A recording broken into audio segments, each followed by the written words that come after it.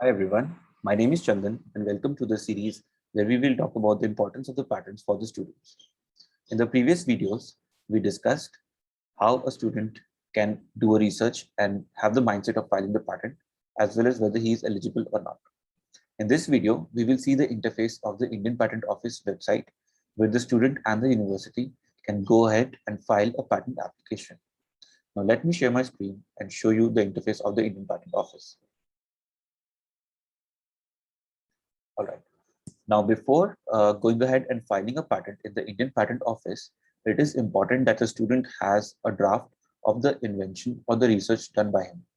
Now, the draft should be very exhaustive, explaining everything in the document itself, so that whoever reads the document and if he is talented in that skill, he can perform the same invention after reading and understanding the document. Now, let's go ahead and see the interface of the Indian Patent Office website. The Indian Patent Office website can be easily accessed from Google. Just simply Google Indian Patent Office, and the first link gives the official website of the intellectual property of India. On clicking on the website, you can see the option of comprehensive e-filing. By clicking on comprehensive e-filing, you can go ahead and e-file a patent application. You click on the e-filing patents option, and from there, you are led to a page where you need to log in. If you already have a login, you can use that login and sign in here. If you do not, you can create a new user and sign up. While signing up, you need to sign up as a startup and create your digital signature, user ID, and password. Once you have that, you can log into the Indian Patent Office website. After logging in, you can see the option of new application on the left-hand side. When you click a new application, it shows you this page. On this page, you can see you can enter the number of pages of the description of the draft that we just talked about, the number of claims, number of pages of abstract, number of pages of the drawings, and so on. Now, while preparing a draft of the invention that you have made, just make sure that you have drafted the claims in the right way. You have drafted the specification in the right way, the abstract of the invention, whatever you've done in the right way. And you also have very descriptive drawings to explain the invention. Right now, a student and the university generally they do not have the expertise of drafting a patent. So it is generally drafted. The patent application is generally drafted by experienced drafters, which companies like Copperpot provide as a service. So a university can get in touch with any of such companies and can get their patents drafted. Once that drafting is done, the drafts can then be provided to the Indian Patent Office here at this page, and they can be uploaded. On this page itself, you can see that the number of pages can be written here. For example, 15 is the number of pages here. The number of claims, that's the number of claims, that is 7. Then there is abstract, the number of pages of the abstract, the number of pages that include the drawing, and the number of drawings. All right. On the same page itself, you are required to fill in the title of the invention, address for service, email IDs, abstract description, claims, abstract description, claims, like this. And then you need to enter the applicant as well as the inventors. Now, if the student himself is performing the entire research, and is also solely responsible for all the finance that he has invested for doing the research, he can himself add his name as the applicant. If he has added his own name as applicant, he can put in uh, uh, his name as the applicant, and the entire process, the entire pattern will be assigned to him. However, for a student, the best option is to add the university's name as the applicant. There are multiple reasons for that. Firstly, the university provides all the resources to perform the research, right? Secondly, the university provides all the funds required to file a patent, right? This Indian Patent Office, by the way, has some fees associated with it so that they can grant you the patent that you need. All right. So in the applicant section, you should always enter the name of the university and its details. And in the inventors, you can enter the number of the names of the inventors or the students, whoever have worked on the research. They can be one student, they can be multiple students as well.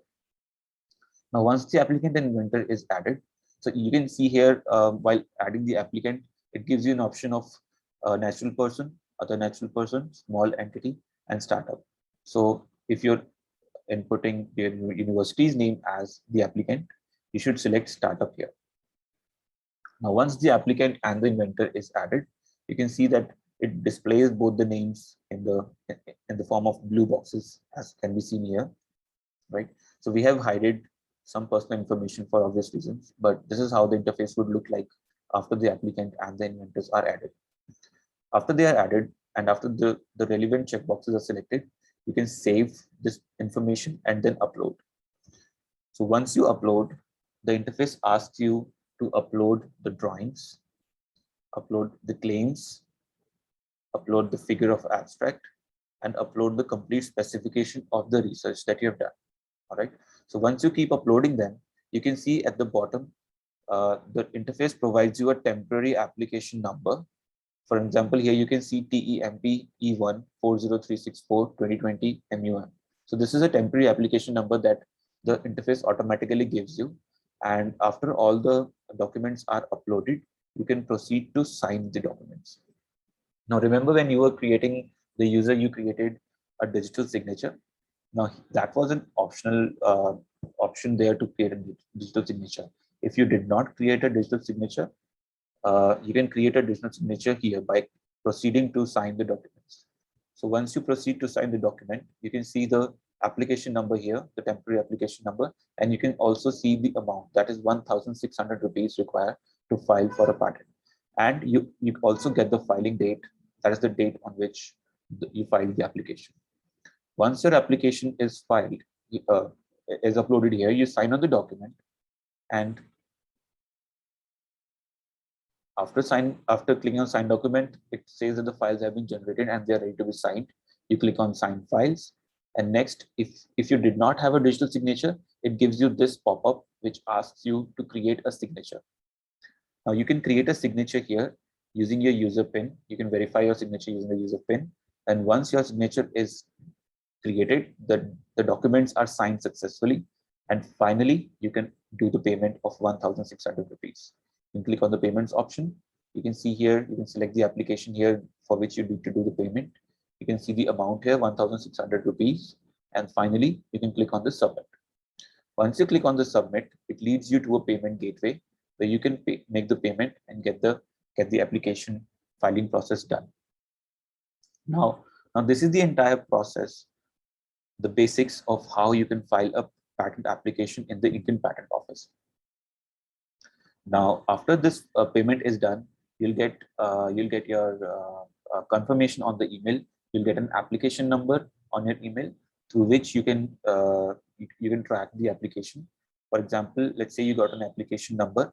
You can go to the Indian Patent Office and click on the patent search application, patent search option, and here you can enter the application number here. For example, this is an exemplary application number which you can see here, and using this application number, you can see the status of your application.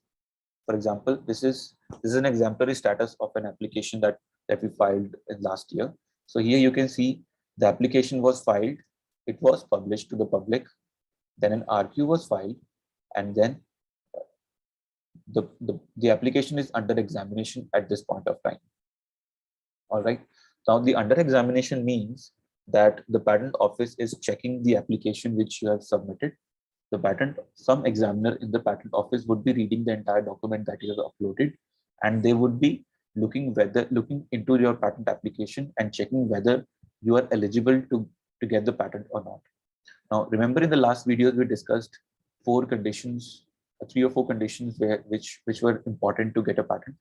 The first one was whether the invention is novel or not, right? Whether there is some new thing that you have done not known to the world before this, and then the second condition was whether the invention is obvious or not.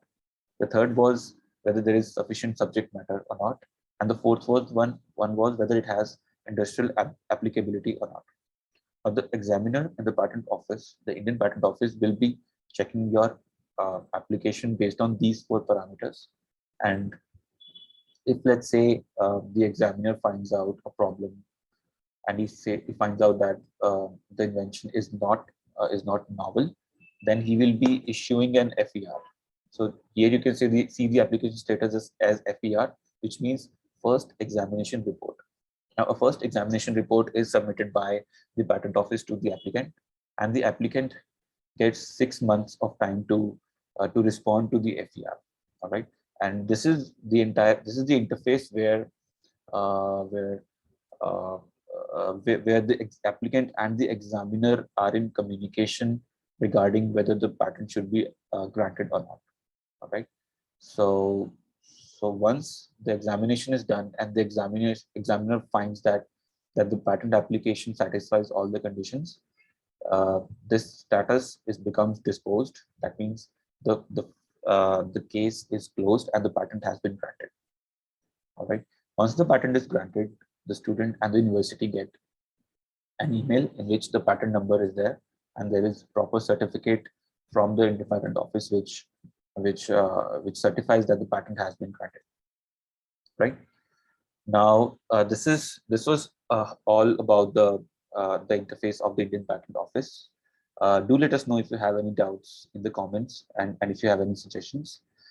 In the next video, we will be talking about other costs that are related to filing a patent, and most importantly, how the university can monetize after a patent is granted, and how they can make profits from the patent and create an impact on the technology domain. All right, that is all from my side, guys. Thank you very much.